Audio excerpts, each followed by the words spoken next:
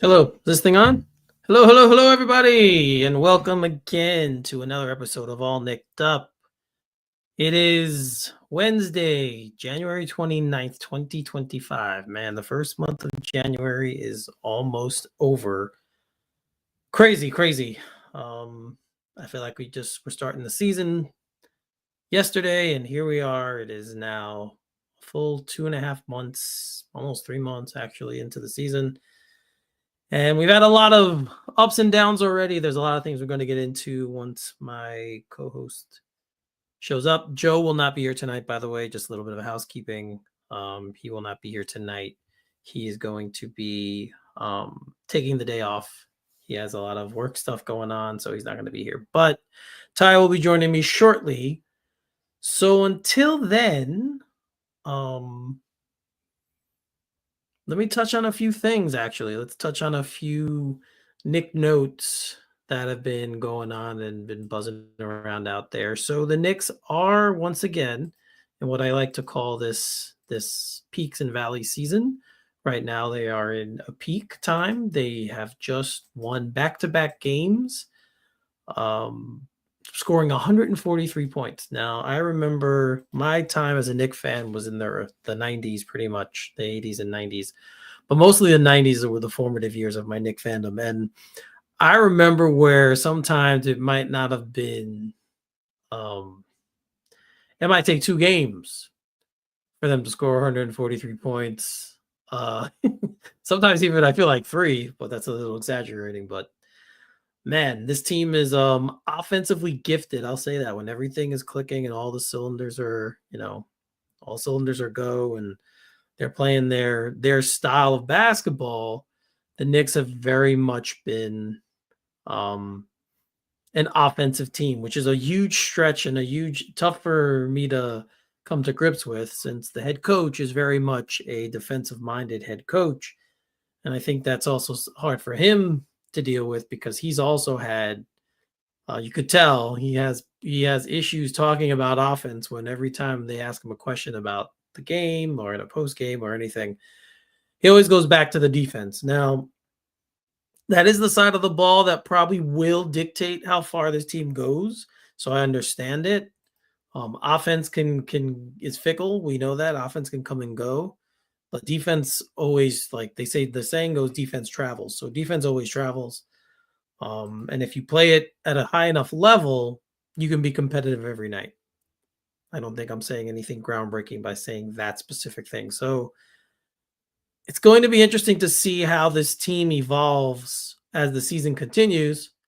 When Ty gets here, we'll get into a lot of the different things that are going on right now with the Knicks. But just from my kind of a high level analysis of this team, um, I don't I don't see that changing. I don't see them becoming a more defensive minded team anytime soon. Their two best players are offensively great, and where Towns is meh offensively. I mean defensively. Sorry, Jalen Brunson is just not good defensively at all. So it's very much a work in progress with him there. Now he does give up his body. He takes charges. So I guess you can say he plays defense in other ways or makes impact plays on defense in other ways. But if a team targets him on defense, they're more than likely they're going to be successful. So I think what makes him such a great offensive player limits him defensively. That's kind of how I view him. So that being said, he's still the most important player on the team. He's their leader, their floor general. He's the guy who's going to, he takes and makes big shots. He does a lot of good things. Smart player, doesn't turn the ball over a lot. So those kinds of things are what you want from your lead guard. And obviously he's indispensable.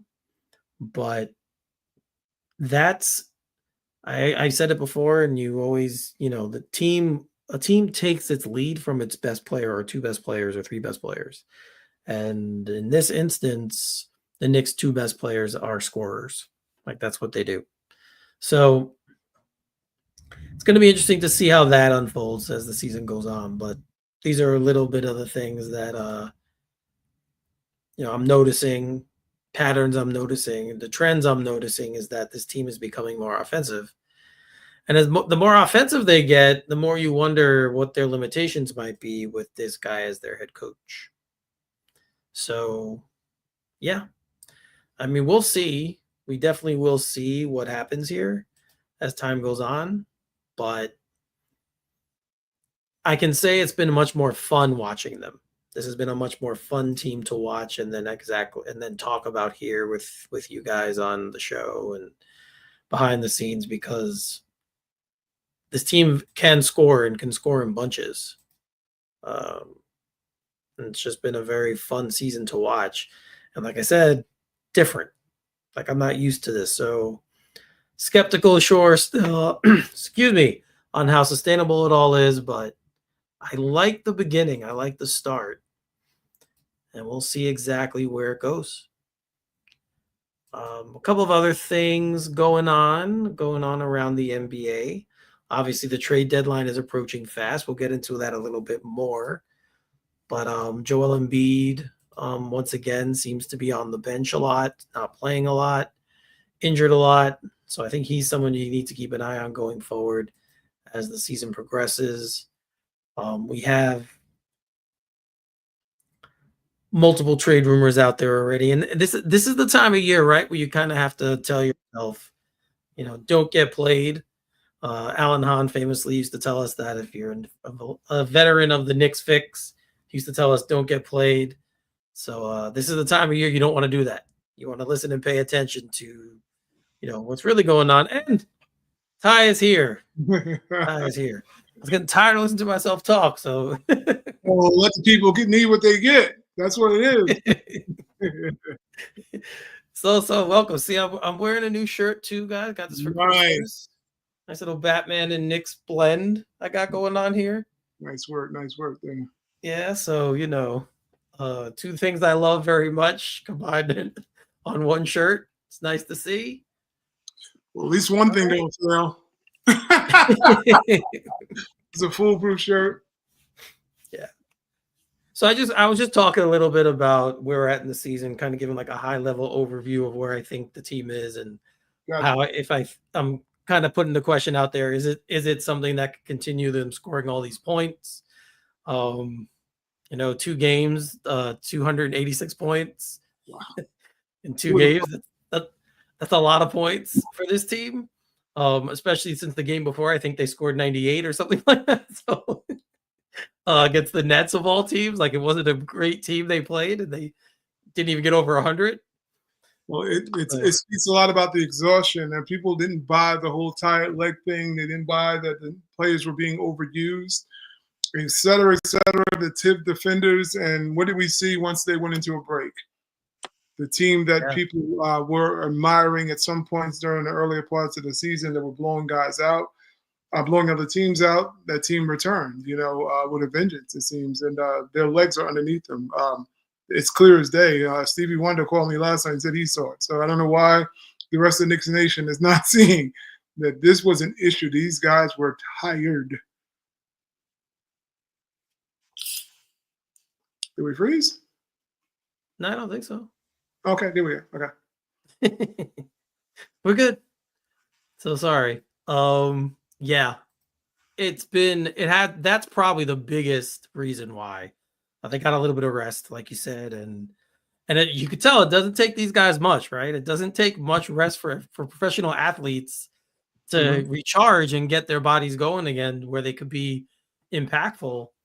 It's been a fun. These last 2 games have been a lot of fun. I mean, they destroyed Memphis, who was coming in playing just tremendous basketball themselves, and that wasn't even a game. I was barely watching it because I was doing something else, and I was like, all right, when I had the time, when I finished what I was doing, I'm like, all right, let me sit down and watch the game. And it was already over. I'm like, I don't need to watch this. It was nice to see. Yeah. They snuck the life out of Memphis. That didn't look like the team I thought was going to come into the Garden and give us problems. No, that was the surprising thing. Cause like I said, they have been playing so well. Memphis have been playing so well. And then, it shows you what the Knicks are capable of when they have rest and when they can play to the best of their ability. Mhm. You've seen OG's offense start to come back a little bit, which, you know, again, I don't think they need to rely on him to be a big time scorer, but they need him to be able to do what he does, which is, hit threes and play defense. And I've been extremely critical of him, and I'm going to continue to be because, like I said, I don't care that he didn't, people always say, oh, you shouldn't equate the salary to their production. And I'm like, well, Well, you do. that's stupid. That's what we He's do. making, yeah, and he's making he takes up a big part of the salary cap. So you have to look at that. I'll go to my grave saying he doesn't deserve it. I still don't think he deserves it, but he got it. So now, like I said in the beginning of the season, it raises the bar. He has to raise his level, and I think he's trying to do that. But we're also seeing what his limitations are. So Yeah, I think the thing with OG is that a couple things. I mean, we did see him expand his offense a little bit. We saw that early on in the season. They were featuring him a lot more. I mean, it's a little cringeworthy, don't get me wrong, but he was producing, and I couldn't complain about that. In fact, I was a little bit shocked. I'm like, wow, I didn't know he was capable of doing certain things. I just think that the thing is that OG needs to really concentrate on what he's elite at and then build out from there. I think nobody came in thinking that he was supposed to be Kawhi Leonard. They thought he was supposed to be OG Anunoby, which was a lockdown defender, and a guy who can hit threes. Like you said, Eric, he's a 3-and-D player. Might be glorified, might be pumped up. They might steroid him up to be more than that, but that's exactly what he is. And he happens to be the highest paid, probably 3-and-D player ever in the history of basketball right now. That's literally what you're looking at with OG Anunoby. And that's great. That's great. I think it's when we start seeing the fatigue level with him. I think that's the one thing that has always disturbed me a little bit about him. We know what he's great at. We know we've seen him have a splash fest over in Denver, which should make tonight's game very interesting. He had a career probably never to see again, anomaly of a game, and he fell off. And that is the one thing that's bothered me about him is as his physique looks phenomenal. He looks the part, but he doesn't have the endurance. The one thing you see him, it seems like he is not in shape sometimes, which I don't know why he's not in shape, but he doesn't look like he's in full-fledged shape. Like his conditioning always seems to be a problem at some point where, I don't know if his legs get tired or whatever the story is. It reminds me a little bit of RJ, who we traded. RJ would go through those dips in the season where you're like, well, what's going on? And his legs would just go. That's what OG and Anunoby reminds me of sometimes about how RJ was. They disappear for 3 or 4 games with no legs, and all of a sudden they come back and they might be a little bit rejuvenated, and then they put on an onslaught. So that's the one thing. He definitely needs to start learning how to get his equilibrium back. I don't know if he's coming from vertigo, but that dude falls down more than Life Alert, man. I've never seen a dude fall down that much on the floor. He fell down. For all Knick fans, just go back. He fell down during the celebration when Deuce dunked. So this is how much this dude, he cannot keep his balance at all. He's not a Libra, clearly, because he can't keep his scale balance at all. That dude falls down on the job. I mean, literally every cliche falls into his lap. This dude falls down on the job all the time. So I don't know what's up with the balance thing. I don't either. But yeah, there have been signs of the Knicks. Like we're starting to see something that I don't think a lot of us thought we would see. So there's a theme to my banners this week. So let's see if you could catch on when I post them. So the first one says, "There's been an awakening. Have you felt it?" If you know me, you would know what movie that's probably from. But so the reason I put that one here is because we're seeing more minutes being played by the bench. Now it's not massive. It's not like a massive change. So I'm not saying it's like crazy, but where you're coming from basically a dead bench to like, yeah, so like now the guys are actually playing and they're starting to gel a little bit. The bench is starting to gel. That second unit's starting to get a little bit more familiar with each other. Probably the biggest reason is Precious is starting to look like the player, like you said this in the chat the other day, starting like the player we saw last year. So that's probably the biggest factor in it. But Tibbs does seem to, I don't know if the front office was like, you need to relax and start, playing the bench because these guys are going to drop dead on the court. Or as it says, or he got tired of people saying stuff. So he's like, fine, I'm going to play the bench. And when they suck, then I can say, ha, I was right. So I don't know. Which one do you think it is of those two? Oh, I think the front office, after watching the attention, he started grabbing a lot of attention. There was not a podcast that I know I've watched where the Knicks were referenced where you heard two things. They thought the Knicks were very good. Well, actually three things. They thought the Knicks were very good. They thought Tom Thibodeau was a really good coach. Then there was the asterisk about Tom that followed. However, he's way too stubborn and he burns out his players. It started getting to the point we heard from former champions who Tom Thibodeau helped coach into a championship. We heard Paul Pierce and Kevin Garnett relay the story about in practice and how, two alpha males, basically one being Tom Thibodeau, the other one being Kevin Garnett, looking around and basically just berating him, saying you'll never be a head coach. You don't know what the flicker that you're doing, blah, blah, blah. What are you trying to kill us? And I think that was a key word. I think when you look at a guy like Kevin Garnett, who was intensity personified. I mean, I don't, we talk about Kobe and Jordan not taking off plays. Big Ticket didn't take off no plays either. He was an intense monster out there on the court. That was all game. And if you wanted to go in overtime, he was like that in overtime. He was just a complete dog, how he played. So for him to come out and start saying, what are you trying to kill me? What are you trying to kill me? That is a big-time proclamation from one of the greats in the game who I think is probably very well respected around the league, whether you hated him or loved him or whatever the story was. I think it resonated with a lot of people when that guy comes and says that this guy was doing team too much, even when we were winning a title. And I didn't think he was capable of being a head coach because he couldn't monitor how to know when to pull back and when to give up on certain things or to let things go. Every podcast came out. You heard Jeff Teagues, who loves Tibbs, said he loves playing for him. However, the minutes police, you hear all these guys talking about he's trying to kill these guys. Theo Pinson, who never played, said he tried to kill him. So you had all these bloggers, podcasters come out and say, hey, chill. Then the media got a hold of the minutes and they wouldn't let it go. So I think the front office said, look, these guys look dead. They were the Walking Dead. You didn't have to go on AMC to watch it. The Walking Dead was right in Madison Square Garden. Every time the Knicks rolled up, you saw a team that was deflated by the time the third quarter, and they didn't have nothing else in the gun. So when you started seeing that, I think it became apparent to the front office, like, hey, we got to talk. We got to bring this dude in because we have a goal in mind, and this is not going to get you there. And the rest shows it. The rest shows you these were two different teams. I said it in the chat amongst the group. I said, the Sacramento game, if this was a couple before the rest, the Knicks lose that game. They wouldn't be able to match the intensity for the duration of the game. So I think the front office said, hey, and they pulled them a little bit by the collar and said, you got to chill and play some of these guys that we're clearly paying to play.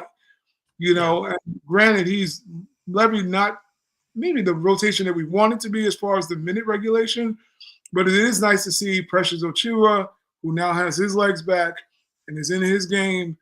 Deuce McBride is coming back. Cameron Payne, who's, according to Big Cuff, I didn't believe it until our last podcast, he's actually having a great season. His numbers are I think he's one of the best three-point shooters. It's kind of crazy on the Knicks. I would never pick that on my bingo card, but he is one of the best. I think he's the best three-point shooter on the Knicks. But needless to say, he's relying on that. We didn't say that he had to play the rookies like full-time minutes. We're just saying go through some of the depth and show us what they are capable or see what they're capable of. Just don't burn out the starters. And he's kind of stacked the minutes between some of the starters also. Although the hiccup was Karl Anthony Towns coming back in during a blowout with 2 minutes left in the game for some ungodly, disturbing reason, who almost got hurt on 2 straight plays. And Tom then decided to take him out. All because I think he wanted Cat to get 20 points.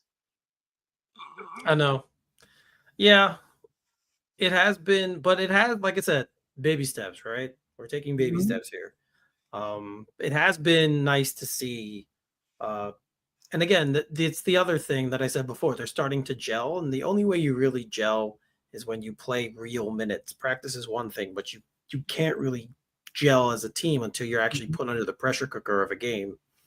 And we're seeing that. We're seeing them play better. They look more cohesive. They don't look like they look less stagnant. Everyone looks like they know where they're supposed to be, which is something that I think is important, especially for this team.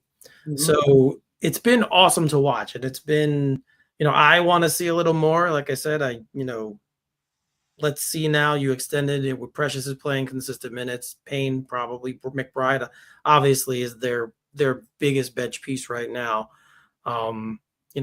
See a little bit of Sims sprinkled in here and there.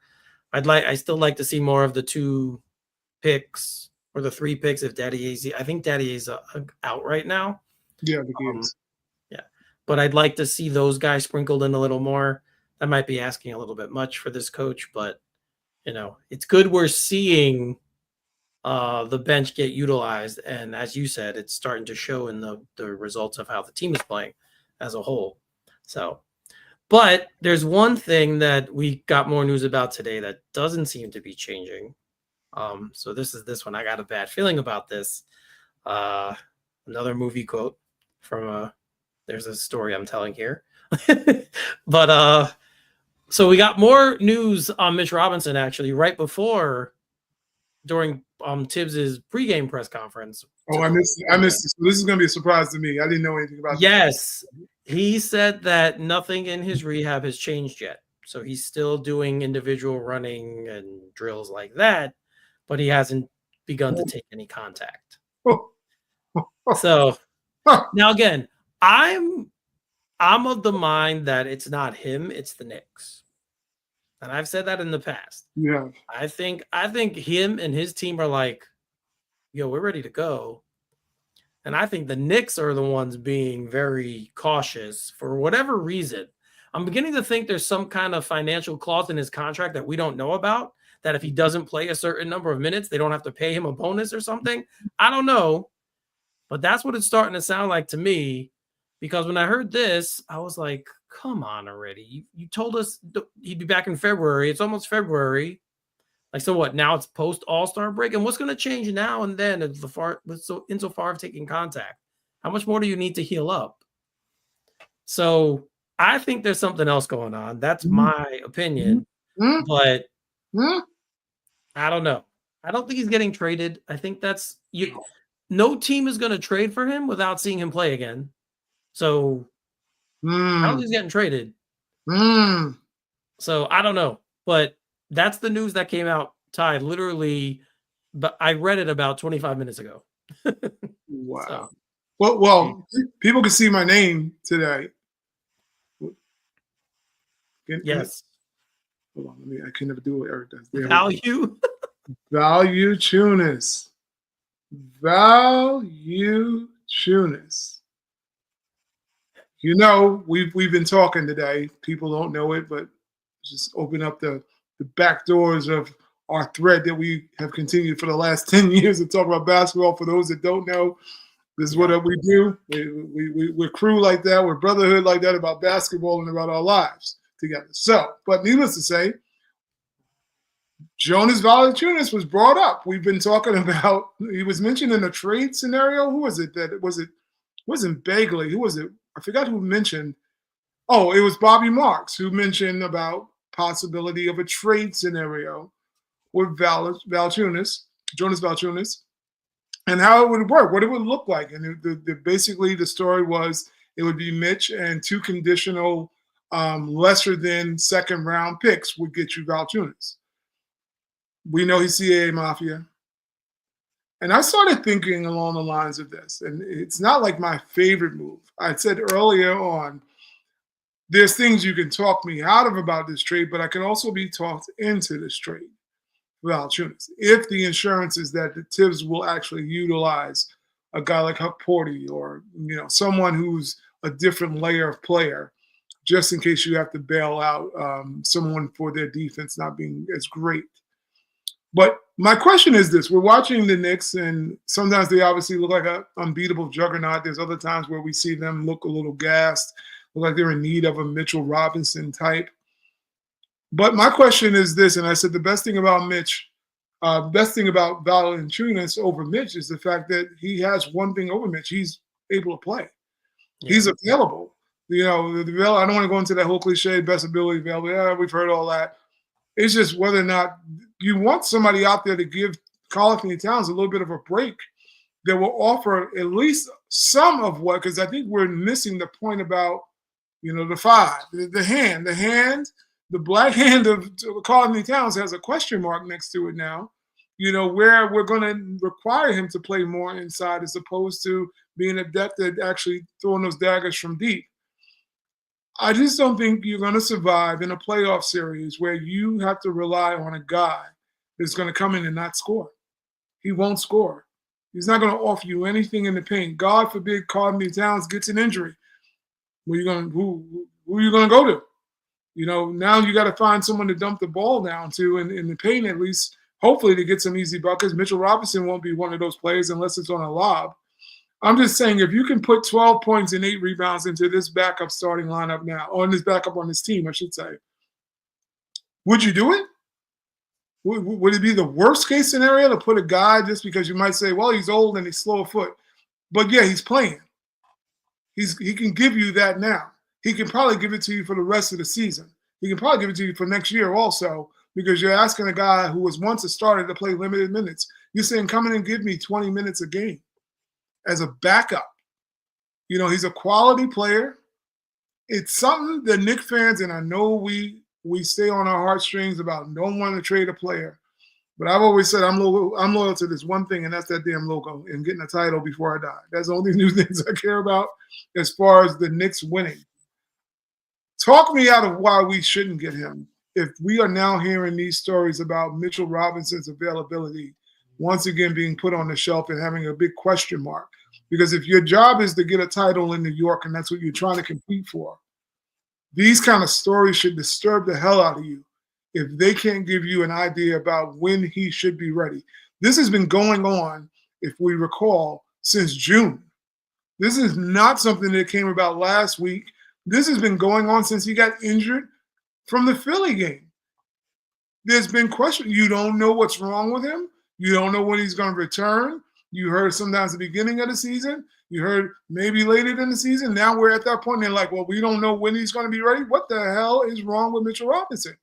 You have to ask that question, because if they have these question marks and they're not able to give you some definitive thought on what is going to happen with this guy moving forward, trade him.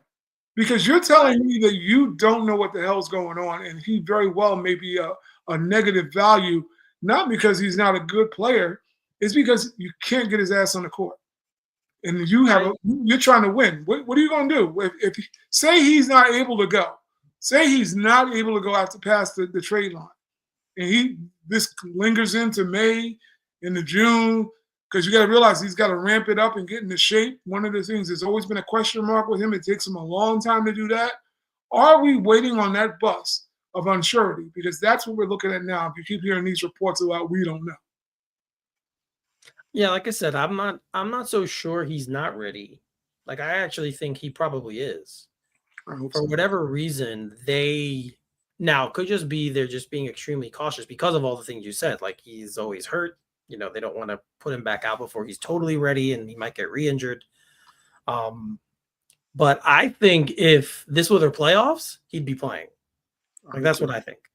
So I don't know. Insofar as the trade and for Valanciunas, like, I always liked him as a player. I'm not going to sit here and say I don't. I think he's very good. He's kind of he at times in his career, he was a borderline all-star level player. Like, he definitely is a talented guy and can give him what they need. And you're right, he'd be available and they'd have him to play, and he'd be a part of the rotation.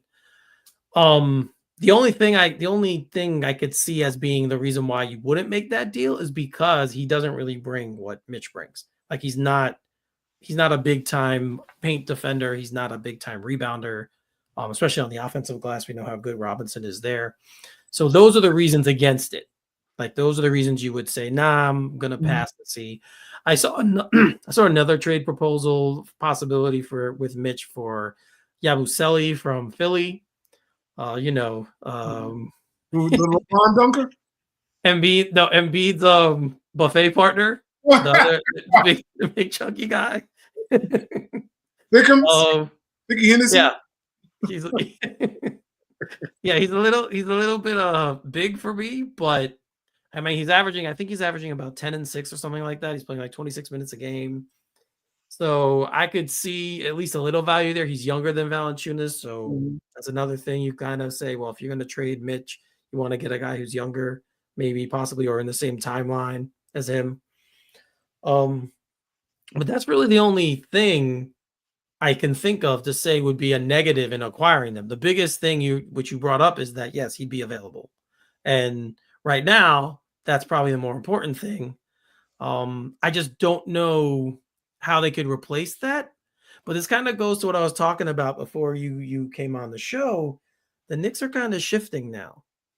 Like, they're kind of shifting from being, yes, the coach still very much wants to be a defensive team, but the team is much more of an offensive team.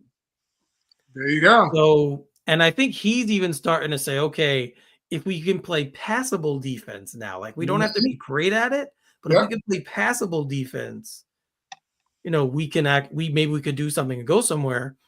And if that's the mentality and logic, then yeah, I mean, if he's truly available and they could get him for that kind of a package, where you're not giving up much more than just Mitch and then some second round picks, I think Well, you have to pull the trigger. well, in Um, Bobby's mind, he says they're just the less favorable picks. So you might end up keeping. You don't know. You could always buy yeah, a second round pick. The Knicks. I'm just like this. We're not in the second or the pick asset business right now. We're in the championship business. They're not whatever we have as far as the assets. I'm to show those things would have been traded if they could trade them. They just can't trade the back-to-back years. But the Knicks are really just holding on. I mean, unless they foresee something down the line that might be big, I think this is the team that we're going to kind of be stuck with for a championship push until there's no longer an ability to push. But I'm just Valanciunas is to me a low budget version of Karl Anthony Towns, and he's going to be your backup. And what I mean by low budget, he can do a little bit of passing.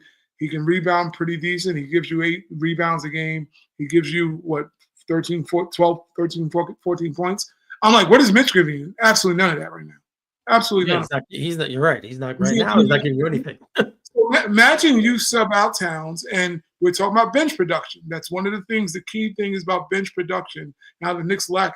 If you can throw a 12 and 8 guy into the backup role, Sure, and he can score, and he's not like one of those soft centers. I think the Knicks fans would love him because he's a brute. He's not he like is. he's a big burly dude. He's going to muscle in. You're not going to push him around. He's not a punk by any means. You're going to get a rugged, rough style. Could you imagine him and Josh Hart doing anything in the paint together? Somebody's going to get blistered the hell up. That's a rough, rugged team, especially on a team that I think is a little too much finesse. You can throw in a brute banger in there, and Mitch brings that. But the knock always on Mitch is that he won't score the damn ball. He's not going to give you anything in the pivot. He's not going to say, "Oh, he's a threat." He's a threat to get the rebound and kick it out. So you're now giving up what would have been a higher percentage shot closer to the basket, even though you got the rebound and deferring it to a kick out and hoping that something else is created. Whereas if Valanciunas gets the ball, he's going back up with it.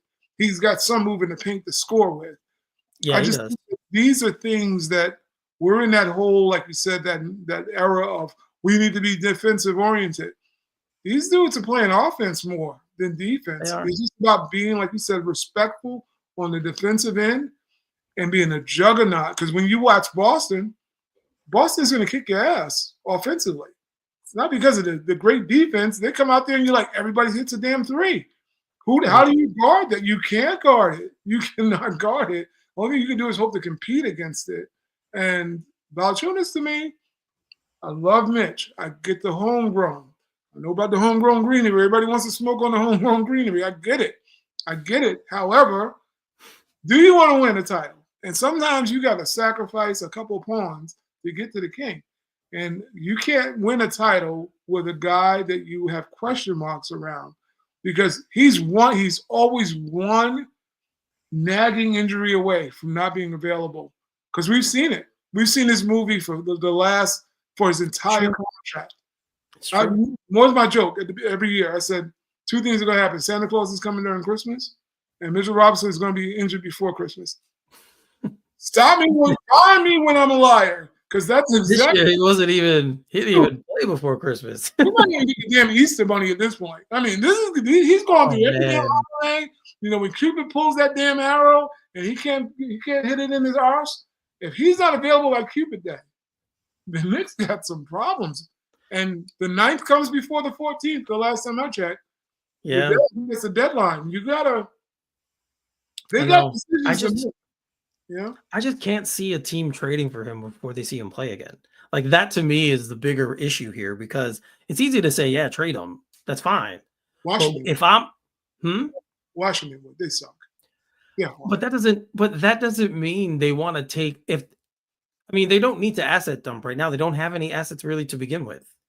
So Sarr is their asset. Like, Alex Sarr is their player because he's who they just drafted. So he's the guy for them. So anyone who's not named Alex Sarr, in my opinion, they don't care about. So them bringing in Mitch, possibly if it's just a salary thing, then yeah, maybe they would, because then they don't care if he plays or not. Whatever. Well, they're moving. For all we know, they trade for him and they buy him out and whatever. I don't know. They're moving. They're moving also. That's the thing about it. They're moving to Virginia. They're not going to be in Washington anymore. Yeah. So they're going to the new owners are probably going to take whatever they can take off the books, have one star that they can, parade around like he's going to be great, and bear down that team. And they hope to probably get Cooper Flagg. That's probably what they're wishing, to get someone like that in the upcoming draft. They're going to have a high draft pick this year and one of the best drafts. So, well, they better trade Jordan Poole first, because that guy is gonna muddy the waters for whoever comes in. Like, I don't muddy waters in a pool. Cliches. Really? Because and I don't know if that'll be mud in that pool. If we don't. Little fuel deposits might be. could be something else, because Deadpool, cesspool, it don't matter.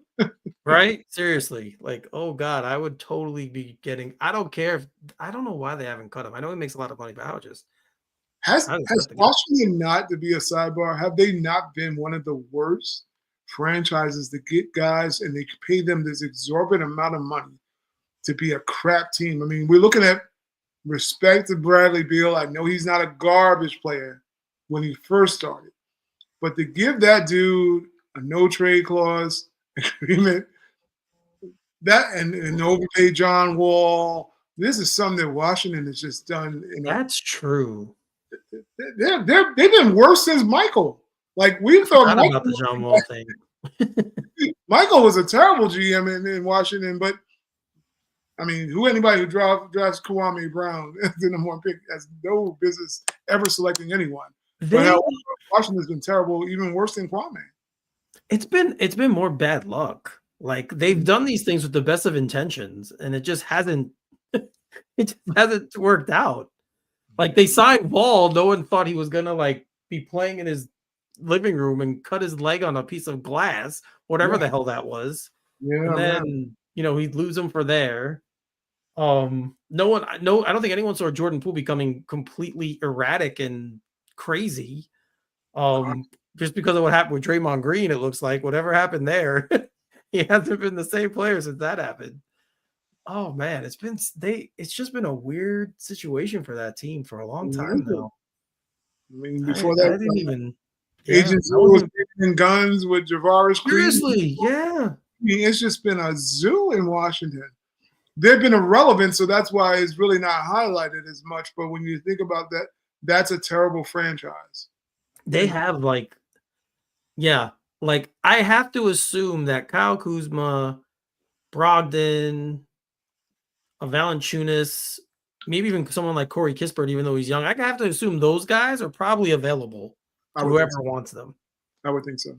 right? You would think, maybe not Kaishan George. That's the guy that we drafted and then traded at the Mhm. draft this year. Yeah, yeah, He's shown a little bit of life for them, and yeah, you kind of want to keep your young guys. But I have to think if you're 28, 27 and older, you're yeah, available, yeah. You got to right? be out there.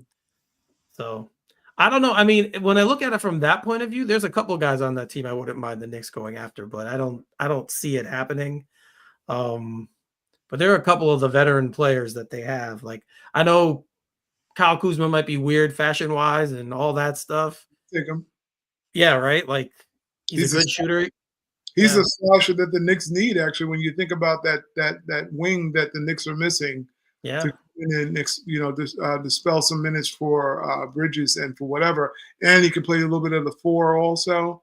You yeah. know, he offers a lot of things. Like if I don't know what his contract looks like, but see that would be something I would maybe poke a little bit and see what's going on. But I think being there with the apron, I don't think we can afford Kuzma either. But they have some pieces. They have some players there that I know I would cherry pick off. Maybe even a Corey Kispert. Who knows? I mean, he can shoot. Definitely can do that. I wish Denny Advia was still there because that'd be the guy who's playing pretty damn good in Portland right now. He would have been an excellent player for us to add into the mix off the bench. Yes. Of all the guys we're talking about, the one guy I do not want is Jimmy Butler. Butler did it. He can stay there. Lord have mercy. He culture. Yes, and here's another quote. This is where the fun begins. And this ties into all we're talking about with the trade deadline. Obviously, the trade deadline, as you said, ties the 9th of February, which starts in 2 days. Sorry, can't believe it. January Yeah, went so fast. crazy. But yeah, so there's obviously a lot of chatter this time of year, a lot of people talking about trades and possibilities and all of that stuff going on. We heard De'Aaron Fox's name came Wow. out now, right? And trade rumors. And again, these are not guys the Knicks would be interested in, but there's some pretty big names floating out there. We've heard Zion's name thrown out there during this season about possible trades. Brandon Ingram, obviously, another Pelican who's out there. So you have to think that CJ McCollum probably is as well. There's just a lot. This could be a very active trade deadline, or it could be one of those deadlines where we hear a lot of chatter and then nothing. Yeah. And then nothing happens, and everyone's still the same afterwards. So outside of the ones we're talking about with the Knicks, are there any trades you'd like to see happen? You don't have to give me like all the particulars, but just a player moving somewhere else in the league. Is there any player you would like to see? Wow, let me think about who is even. I mean, I think the De'Aaron Fox thing is definitely interesting because we've heard the rumor about him wanting to go to San Antonio, which I've never heard anyone ever. No offense to San Antonio, because I respect the hell out of that franchise, always have. But I've never heard someone say, "Get me to San Antonio." I've never heard that in my entire. I mean, maybe Well, they I have mean, a 7'4" reason now, right? yeah, I mean, I've never heard a player want to go there. You know, they usually are drafted there, and they might Kawhi Leonard their way out of there. But I've never heard somebody says, "No, trade me to those your dudes," and especially a client that's a clutch client of all things, wanting to Yeah. go to San Antonio. You know, that dynamic is a little bit strange. I think when we talk about bad franchises, we got to throw the Sacramento Kings right up in there. When you look at the dynamic of what they've done with all their assets, when you think about when they drafted players, their draft regiment, you know, drafting a bunch of point guards, you know, none of those guys they really drafted are there. You know, they obviously passed on Ivy. They went for what's the kid? He's a twin. I can't think of his name. Murray. Murray. He's a decent player. I'm not knocking him. But there's no rhyme or reason to what Sacramento is doing. You fire Mike Brown after being coach of the year. You bring in Doug Christie, who's done a fabulous job, so I'm not knocking him. But then to know you traded in Halliburton because you wanted to side with Foxy Brown. You wanted Fox. He's like, he's going to be the dude. And now he's like, later, tricks. I'm getting up out of here. I They're mean, not a bad team, though. That's the thing. Like, I don't that, understand. that's my point. What is wrong with Sacramento as a team that Fox would want to go? And no disrespect to Wembyama. I know he's going to probably be the next big thing. But Sacramento is more ready to win than San Antonio by far. It's like, why would you go into a losing situation where you are now saying, let me go there and try to rebuild and build something special? You got the Rockets to deal with. You got Denver still to deal with, which we'll be dealing with them a little bit later tonight. Yeah. Memphis.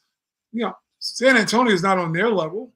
They're not nowhere near that. Then you got Oklahoma City, which we know what those dogs are like. So you don't have anyone that you're not going to San Antonio and getting better than any of those teams. Those teams are juggernauts waiting to happen.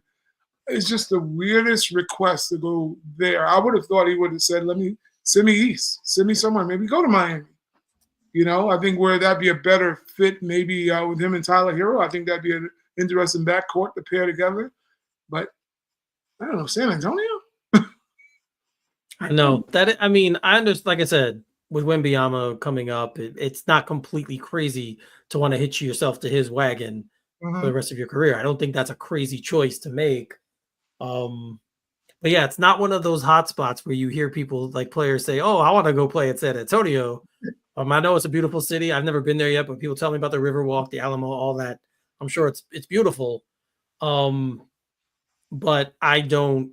You're right. It's not a place that NBA players seem to flock to for the extraneous reasons, right? Like New York or Miami or Chicago or these cities where have abundant nightlife where young guys can get in, and do things outside of their basketball careers. So that is it was an interesting name to see pop up yesterday. I think it was even as recent as yesterday or Monday. Yeah. When I saw Fox's name get thrown out in rumors, I was like, what? They made this coaching change. They're playing well now. Now is what you say you want to move?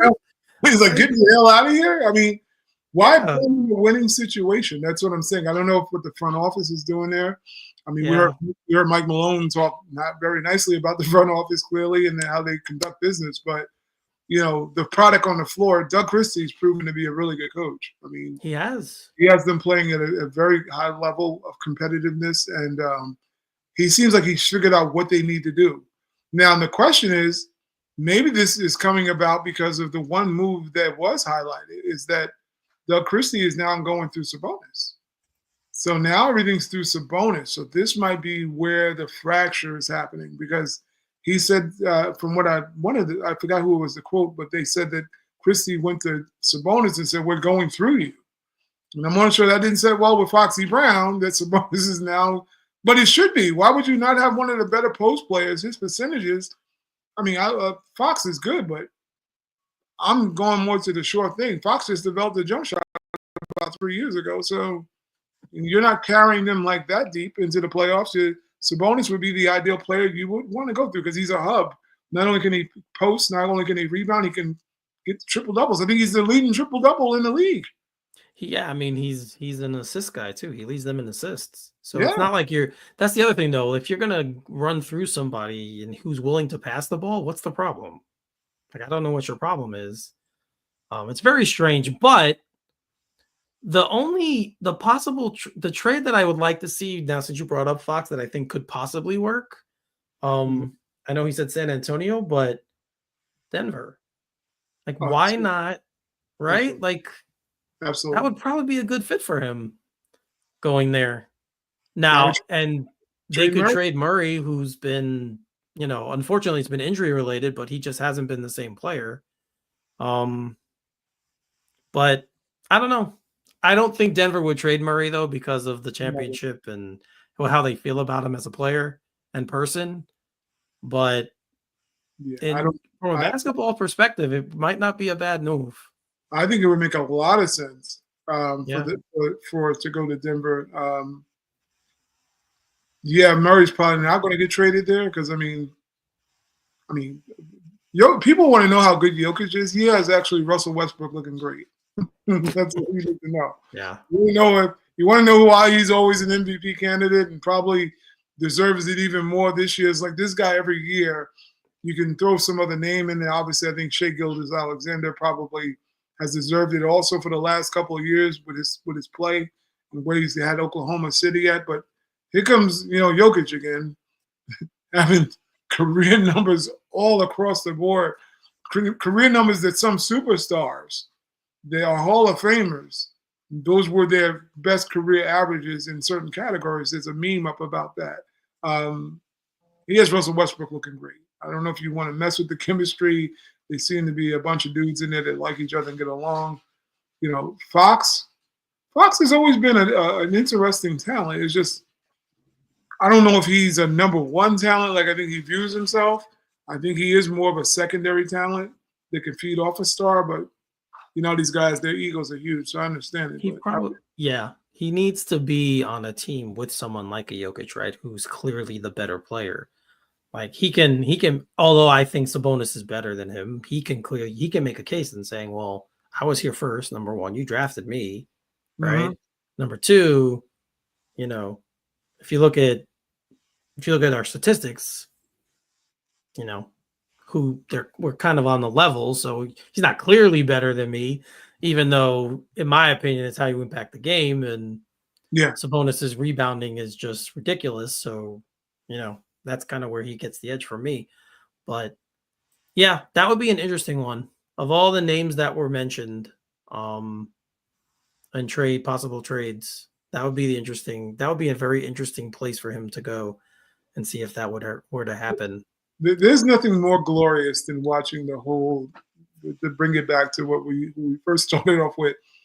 There's nothing more beautiful as a Knicks fan than watching what's happening in Miami. I don't care who you are. And it's a glorious thing to watch. The whole thing about this whole culture crap that we've been dealing with and hearing how they're the culture of the NBA, blah, blah, blah, blah. Well, how that culture working out for you now? That's all I want to know. Pat Riley has done things that Pat Riley does. He's aired out a lot of his star talent. We saw him with Hero. He questioned Hero's durability and his commitment. He went to his now Jimmy Butler to question probably one of the most unhinged people in the NBA history is Jimmy Butler. How did people think this was going to happen? What was going to happen when this happened? He became more unhinged. But all this whole time, you basically, as a franchise, built your whole belief system around Jimmy Butler being this guy. Jimmy Buckets, he's a playoff dude. He's been a malcontent no matter where he's gone. And now usually ends bad, yeah. Always ends bad. So people are like, the culture. Oh, he's going to go to Miami, the culture. Well, how did that work out? He's unhinged. He's suspended for what is this the second or third time? Pat Riley, I know he's probably putting a whole box of Just for Men in his hair now. Looking it back, trying to figure out what to do. Because where are you trading him to? Because I don't think he's going to trade him. I think he's going to put him in purgatory until he basically kisses the ring. I think that's what you're going to see. Well, who's trading for him? Well, the only team I've heard was Phoenix. Is like, they're aroused by him for the lack of words. Milwaukee. He's not sitting in Milwaukee. I'm just saying, like, I'm thinking of teams that have the star cachet to bring someone like him in, where he couldn't be because he's the biggest name for the Heat, right? Like, there's no one else on that team. Yes, Tyler Hero's great, and he's becoming better, and now it's becoming his team. But he's the guy there. He's the personality. Bam is great too, but Jimmy's the big personality. So who would take him on? Because he's older too. So who would take him on, deal with that crap, and have the infrastructure to say for the player to be like, he could come, but he needs to fall in line. Like, this is my team. Like, so Giannis is definitely that guy, right? You could come in, and Giannis is gonna be like, look, dude, I love how you play, but this is my team. So you need to get in line with what we're doing. And maybe Durant, maybe that's why Phoenix works, because maybe Kevin Durant could be like, yo, dude. But KD He, kind of likes to be that, yeah, he's a soft. kumbaya, like He had Kyrie and couldn't check Kyrie, and I think I'm good and you're good and let's all be good together. And like when you look at a guy like Kyrie, who was off the reservation quite often, still not Jimmy Butler like. Like Kyrie doesn't have that implosive attitude that you got to worry about the person. I should say personality. Where you got to worry about, is he going to punch a teammate? yeah. This is literally what you dealt with. We saw the debacle that happened in Minnesota, and it seems to trickled over on every stop that Jimmy Butler's had, other than being in Chicago initially, from the first, when he was drafted there. But nobody's ever been able to control him once losing becomes a part of the culture. He goes off on his own tangent. So, I mean, it's really Giannis. I don't think LA can handle him. I know people want to think LeBron's this great leader. I've not seen him lead anybody, not over the last 10 years, where it was like, oh, I'm the alpha in the room. I don't see that happening. I just think he's at the point now where he doesn't care. He doesn't care. But So. what I watched what was the game last night? They played Philadelphia. That's what they played, and he was going for Philly cheesesteaks right in the middle of the game. He's like, he's completely checked out. He's rather play sideline basketball with Bronny and move on. I just wish he retired. You've had a great run. It's just such an eyesore to the game that, you got that whole circus going on in LA, like they're going to be winning something anytime soon. But Jimmy Butler, I think you're right. I think it's Milwaukee. I can't see someone else handling him. He maybe could go to Houston because of who the coach is. Udoka's not playing them games. That's true. He's not playing those games. So you're not coming in there, but Riley's not playing those games either and see how it's working out. So I think you have to have an alpha talent on the team that says, you're not that dude. You're going to feed off of me. Giannis is a big enough star, big enough talent, big enough attitude to say, get in line. You're not coming in here bullying nothing. This is my team. So I don't know. It's going to be. I don't know. It is. It really is going to be an interesting to see where he ends up, if anywhere. Like you said, Riley might be like, nah, I'm not trading him. I'm just going to keep suspending him and finding him and suspending him and finding him. And he's one of those. Riley's very petty. I would tell people, we didn't have a championship probably in New York because Rolando Blackman asked to put his wife on a plane. He's like, you're going to sit down the rest of this series and not play. So we know what's happening with Jimmy Butler. He's going to just basically tell him. I mean, what in Miami they're going to take Bradley Beal on? I know. Who the hell would take that contract? It's one of the worst contracts in the league. Bradley Beal's got a bad contract. You think about Bradley Beal's. I actually like him as a player, like his game. I've always loved his game, but yeah. It's the injury. It's the injuries. Yeah, the injury. And you don't know what you're going to get. I know. There's a lot of bad. I said it last night on my personal page. There was a time where you saw the 76ers and the Lakers play a game, and you're like, wow, marquee matchup, at least from my 80s fans. You had Julius Erving, you had Mo Cheeks, they're coming against the Lakers, Kareem, Magic, blah, blah, blah. Even when Iverson, you had Iverson-Kobe matchups. What I saw last night was Tyrese Maxey basically just saying, I'm going to score whatever the hell I want, and I'm going to run it up. And the Lakers basically saying, AD's out, let's give up. I'm not going to play anymore. It's very sad. It's a very sad situation with the NBA. Very sad. Yeah, well, I mean, yeah. The Lakers defense essentially falls apart when Davis isn't in the game. It's amazing how much credit LeBron gets, and it's literally when Davis plays, that's the difference in the team. It's everything. It's everything. Yeah. They don't, to AD's fault, he wouldn't partner with probably the biggest stage stealer ever in NBA history. A guy who, when he's winning, when they win, it's because of him. When it loses, it's because of you. So this has been the scenario with LeBron for so long. I wish AD had actually maybe went back to Chicago. Maybe it took a chance on New York if we had the assets, or just went somewhere different. I know New Orleans is not the place nobody wants to stay in, but he could have went anywhere and made a name for himself if he stayed healthy. Because if he's putting up those kind of numbers in another market, it'd be a whole different conversation about Anthony Davis. Yep, it's true. It's true. All Mm. right. So the last quote I have is "Do or do not. There is no try." Go on, Yoda. Now, Go on, Yoda. yeah, exactly. Arguably one of my favorite quotes. Yes. Period. I think Yes. it's a fantastic quote. Absolutely. Um, you know, I'm not saying it's kind of a good quote for life. Period. It is. Like yes, trying, of course, effort is great and whatever, but you know, if you say I'm going to do this, then do it, right? Do it. Stand on business. So I wanted to end with this one because I'm talking again to the coach of the Knicks. Mm. Stop telling us, I want you say you've learned and you've changed. You've been telling us this all the time. I've learned, I've changed, you know. Um, I understand today's game. We heard this when they hired him. So, and we're starting again to see, like I said, we're starting to see a little bit more of the opening up. Maybe this is the beginning of it. Mhm. But if you're starting to commit to like expanding the bench and playing more play, then just do it. Like just get out there.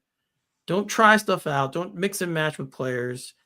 You know, do it. And that's kind of where I'm at because I've said in the chat many times with you guys, and I've even said on this show, if they don't get out of the second round this year, I think he's gone. I don't think they're bringing him back. But two, the season's a failure. I don't care how good they do. If they're not in the conference finals, in my opinion, the season's a failure. Mhm.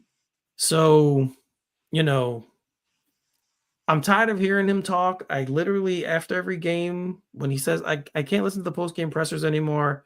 It's like the same stuff. You know, don't tell me, well, I'm trying it out. Because that's what he says a lot of times. Like we know they ask, oh, we were trying to see how this works. We're trying to see. It's January 29th. Like it's time to stop trying things and just trust the players, go out there, do your job, and bring it home. Because, like I said, the last two games, this team scored 143 points in both games against the Nuggets and the Kings. Both team, not the Nuggets, sorry, the Grizzlies and the Kings, and both teams they're over 500. Obviously, and Memphis is one of the better teams in the NBA, and Mhm. they embarrassed them. They embarrassed Denver earlier this year in Denver. Like, come on now. Like, we see the talent level there. And the only thing, because you've said it too, the only thing that we both believe can hold them back is the coach. Mhm. So that's it. That's my little mini rant for the for the show. For the show.